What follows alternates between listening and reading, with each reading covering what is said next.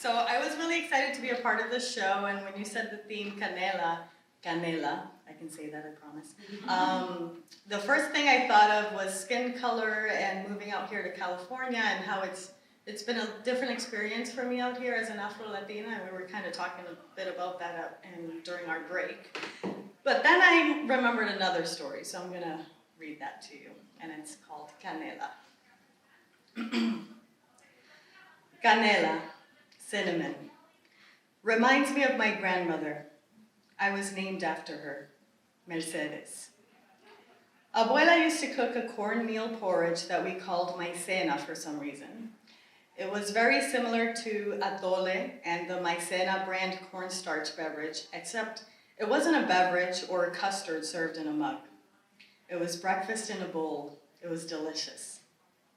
It consisted of finely ground harina de maíz, butter, milk, salt, and sugar. The cinnamon you could add as just a topping as she did. Or if you're like me and love cinnamon, you could also add some to the mix while simmering. And I added a lot. Now, I don't know about you, but I don't like to use measurements while cooking unless it's a crucial step. For example, when you cook rice, the rice to water ratio needs to be accurate to avoid soggy or dry results. I get it, I won't play around with that. I love my rice. But as a Dominican, and I'm sure we're not the only ones, I love seasoning, and I season to taste. Un poco de adobo, mucho cilantro, un poquito de pimienta, sofrito, ajo, un poco más del adobo, orégano, aceite verde, salsa de tomate, quizás un limón, y sal. That's not even half the list sometimes, it varies. But with cornmeal, you have to get the measurements right. You don't want to end up with too much, too little, too hard, or too soft. And when you get it right, it's warm and comforting, and with the right amount of sweet and salty. It's the type of food that can remind you of home, bring you right back to your couch in the living room, surrounded by family, waiting to open gifts on Christmas morning, together. I grew up in Massachusetts.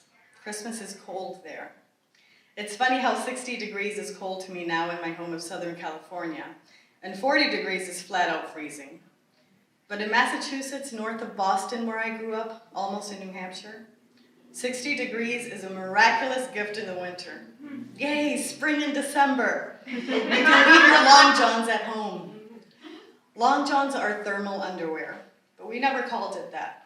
I don't think I heard the term thermals until I was an adult.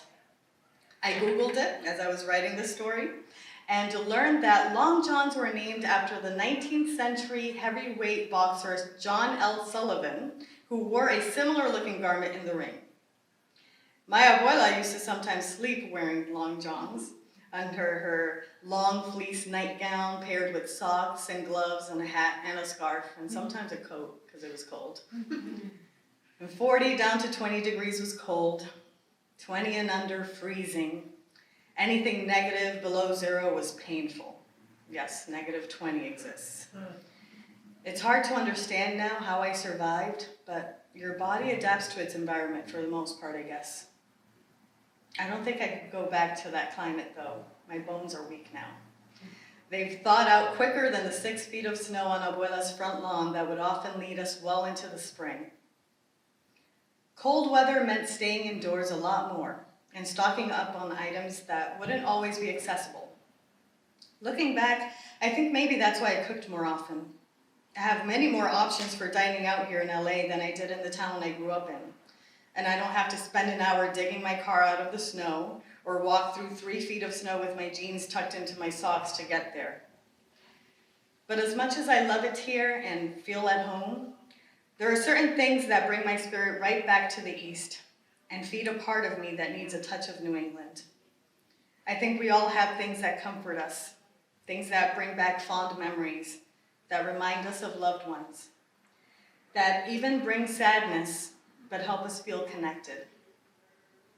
I have a lovely hat and scarf that Abuela knit for me. I rarely get to wear the hat, but the scarf gets me many compliments.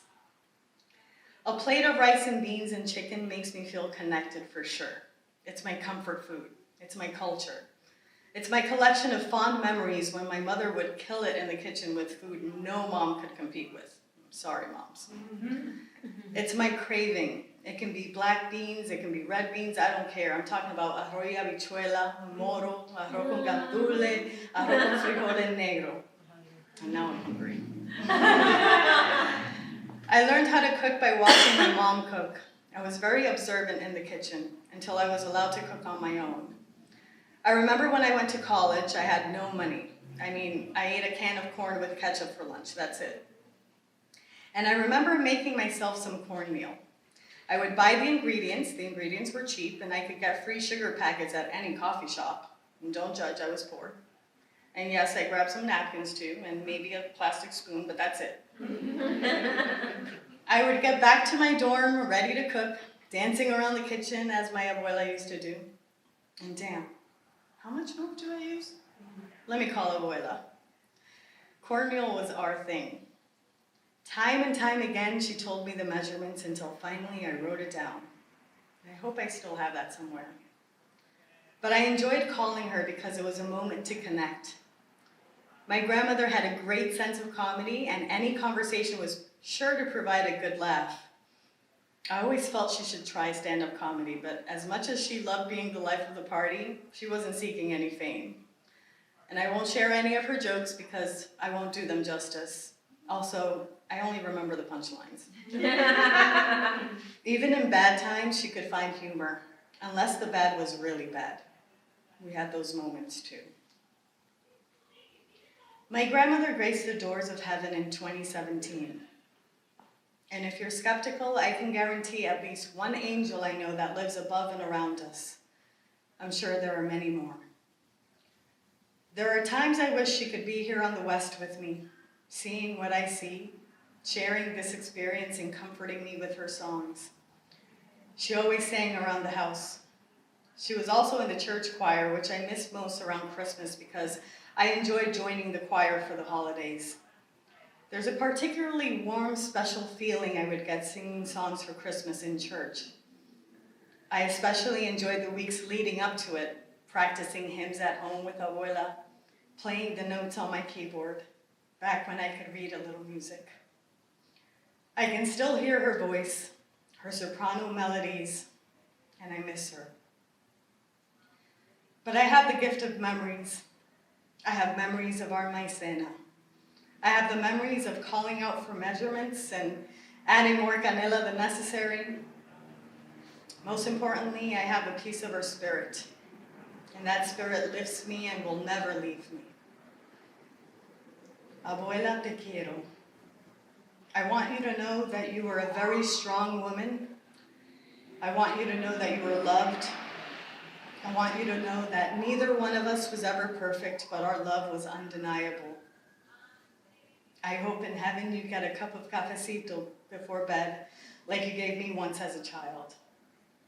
And don't worry, I didn't tell mommy until I was an adult. And I thank you for being someone I can still call on when I need answers. Even if you give me the wrong answers, completely bad advice, it's good to hear your voice. I love you, and next time I make a bowl of our delicious breakfast, I'll make a bowl for you. Thank you.